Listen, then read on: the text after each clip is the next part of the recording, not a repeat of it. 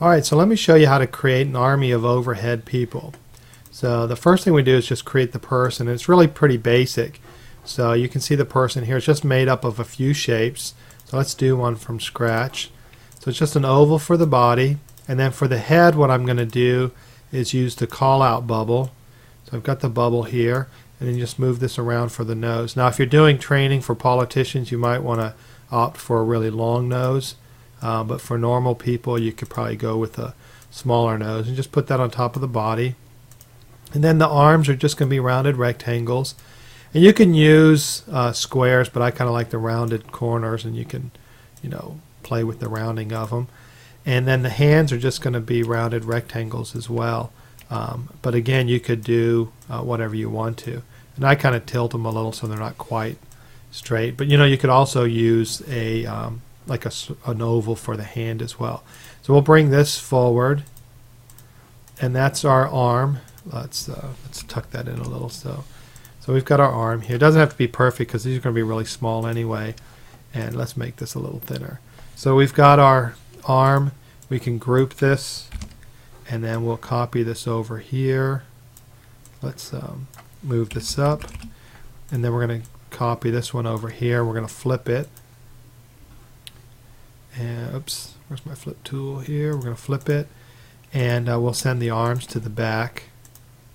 And that's basically our person. And then all we do now is fill them with colors with the gradient fills. And so you can play around with it.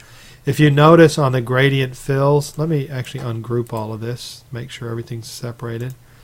On the gradient fills, you'll notice, like on the head, it's a little lighter, and then it goes out dark. So I used a radial fill, and then it did the same thing here, and I did the same thing on the arms. So you kind of have some separation.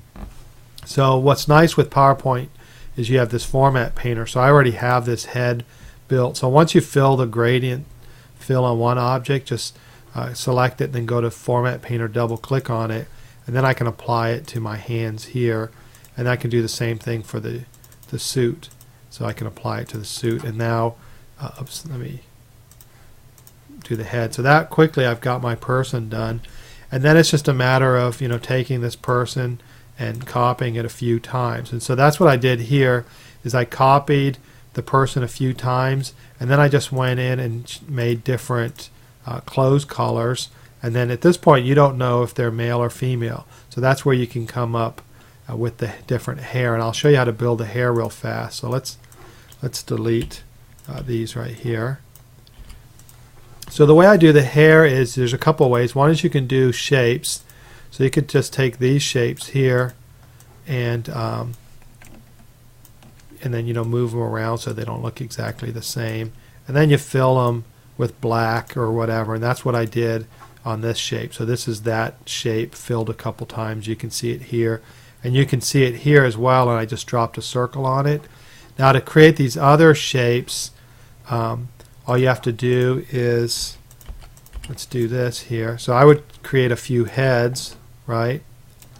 And then, or actually, we'll just create the one head. And then you just come over here and you draw your hair. So we'll draw the hair with the tool here. It doesn't have to be perfect, and we'll say this is a guy here. And we'll create another one that's kind of his part. And let's say we got this here. Again, it doesn't have to be perfect because it's hair. We're going to fill this with just blue for right now. Okay, so now what we want to do is let's copy this and then move it over. So that's one hairstyle, and then we can change the fill color on it. And then if I wanted to create a woman, I can kind of do like maybe a bun or something here. So we've got that, and then we can create a bun, and then we'll fill that as well. And then you can come in here and play with the gradient fills. And so I would do a linear fill, and that's what I did here. So I did a linear fill, so it's a little darker and goes to light. You can see just using the fills. And if you apply a drop shadow on the shape, it creates a little separation. I think it makes it a little bit more visually interesting. So once you do that, it's just create the body, create a bunch of hair like I did here, and then you can see you can have the same hair. You can color it a few different ways, and you can even make ninjas. So you could do overhead people really fast.